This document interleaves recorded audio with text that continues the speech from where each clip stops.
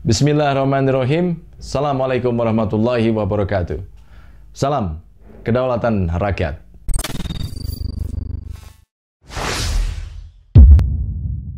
Sahabat, bagaimana negara ini dikelola dengan tidak mempunyai kecerdasan, kekuatan, ketegasan, dan kewibawaan.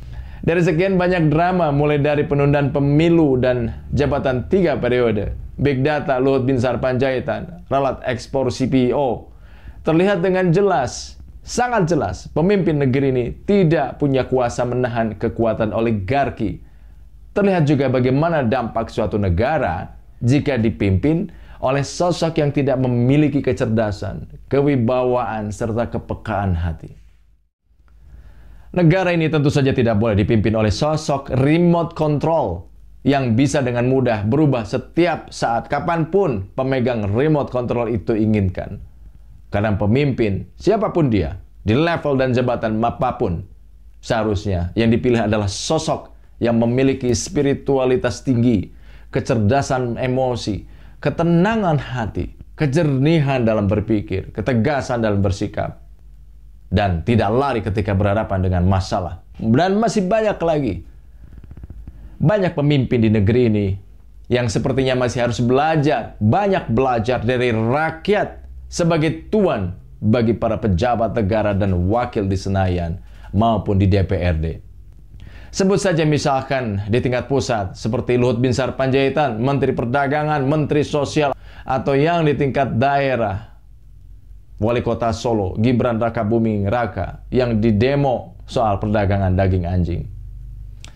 Jadi koalisi Dog Meat Free Indonesia melakukan aksi protes nih ceritanya nih, terkait penyetopan konsumsi daging anjing, dan demo ini, aksi ini ya dilakukan di depan Balai Kota Solo tanggal 25 April 2022. Nah, masa aksi ini melakukan protes, ya protes diam ya di halaman Balai Kota Solo dengan membentangkan poster imbauan "Stop konsumsi daging anjing, anjing bukan makanan". Menanggapi aksi itu, Gibran bilang, solusinya apa kalau tidak boleh jualan guguk dalam tanda kurung anjing? Stop, tapi kalau tidak memberikan solusi, sing pusing atau yang pusing itu aku, begitu katanya. Nah, wartawan senior Gigin Praginanto di akun Twitternya @giginpraginanto pada hari Selasa 26 April mencuit, Gibran adalah contoh pemimpin karbitan yang mengendalikan para bandar bisnis yang hidup dari proteksi politik.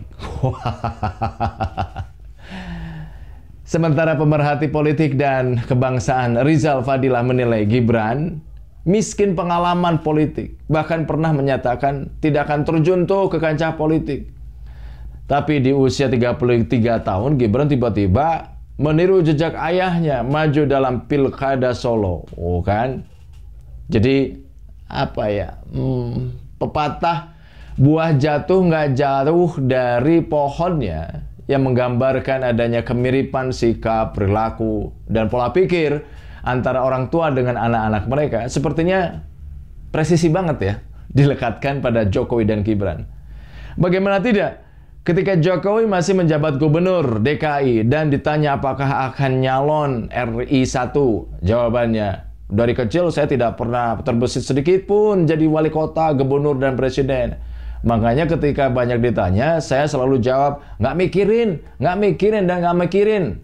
Ngapain bahas copras-copres? Begitu katanya, seperti dilansir kabar 24 di bisnis.com pada 27 Juni 2014. Gibran pun sama, menyatakan tidak akan terjun ke kancah politik. Tapi hasilnya selalu opposite.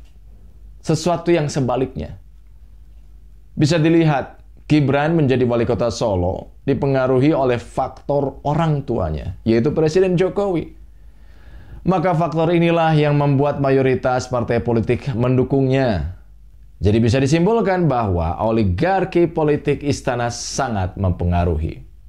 Iya, Joko Widodo dinilai sebagian besar pihak sudah dikuasai oligarki. Bahkan pengamat politik dan militer Salim Said menyimpulkan, akibat dikuasai oligarki itu, Jokowi tidak leluasa berbuat yang terbaik untuk rakyat. Dan masih menurut Salim, Jokowi berutang banyak kepada kekuatan oligarki. Apa yang dihadapi Jokowi adalah pengutang-pengutang yang mengutanginya menjadi presiden. Selain oligarki, sejumlah partai politik yang masuk dalam bagian koalisi juga dikabarkan ini mulai meninggalkan Jokowi satu persatu ya, untuk mencari selamat gitu. Sambil mulai melihat siapa sih sebenarnya yang potensial untuk jadi presiden baru. Dan mulai itu pelan-pelan menghindar dari Jokowi, mendekati potensi yang baru ini. Ya itulah mental sebagian politisi kita. Merangkul, meninggalkan, dan mencecar terus. Nah, untuk urusan mencecar, PSI, Partai Solidaritas Indonesia, kayaknya yang paling getol tuh mencecar Anies Baswedan.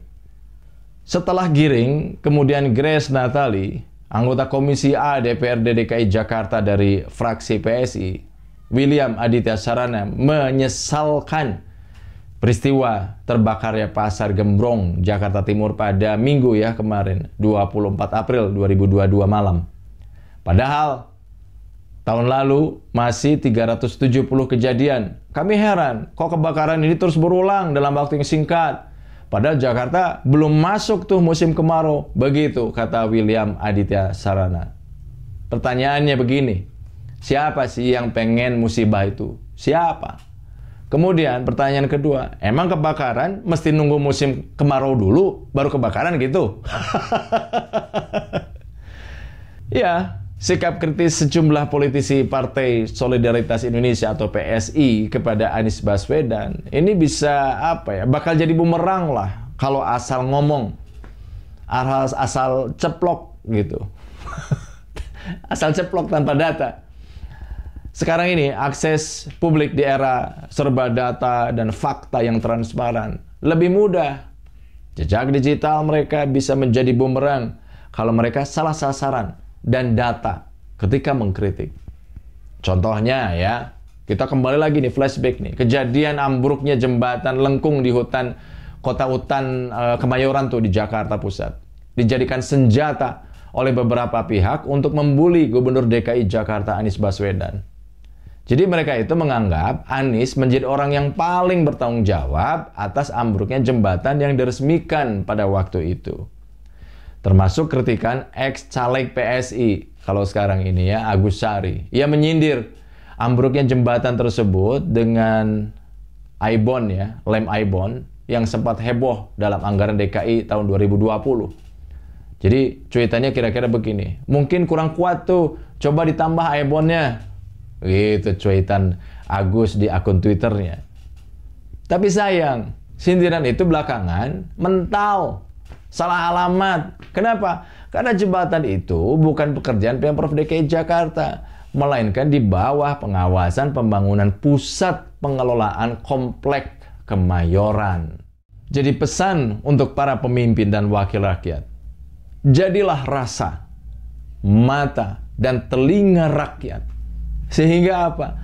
Sehingga setiap kebijakan yang diambil, kalau meminjam pemikiran Said Didu, haruslah yang pertama secara hukum legal, secara bisnis profitable, untung, secara ekonomi minimal nggak rugi lah. Kemudian secara birokrasi workable, bisa berjalan, bisa bekerja. Secara politik acceptable, bisa diterima. Dan yang terakhir, secara sosial adil. Gak ada di TV. Upaya Anies bangun kembali 136 rumah korban kebakaran Gembrong. Kalian harus tahu, rekam jejak Anies ini tidak ramai diberitakan di TV atau media lainnya. Ketika warga kampung Gembrong mengalami musibah kebakaran yang merugikan warga, Anies langsung menggunakan langkah taktis dengan membangun 136 rumah untuk korban kebakaran. Para warga sangat berterima kasih dan bersyukur kepada Pak Anies. Dan inilah hasilnya. 136 rumah warga telah tercipta. Warga kembali nyaman, bahagia, dan sejahtera tinggal di Jakarta. Luar biasa, Inilah rekam jejak yang tidak banyak disorot oleh media. Mari kita sebarluaskan.